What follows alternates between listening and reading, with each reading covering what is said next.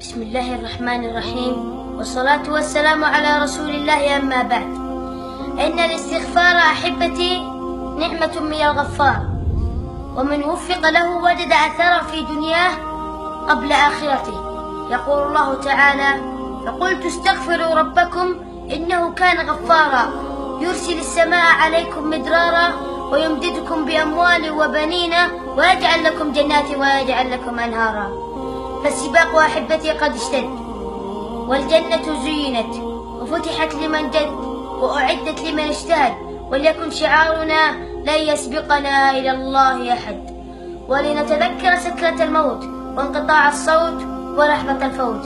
لا أهل ولا أصحاب ولا عشيرة ولا أحباب، الكل هجرونا وفي حفرة ضيقة تركونا. يا رب أنت ملاذنا ورجاؤنا، فاغفر لنا وارحمنا إنك أنت الغفور الرحيم. وصل اللهم وسلم وبارك على نبينا محمد.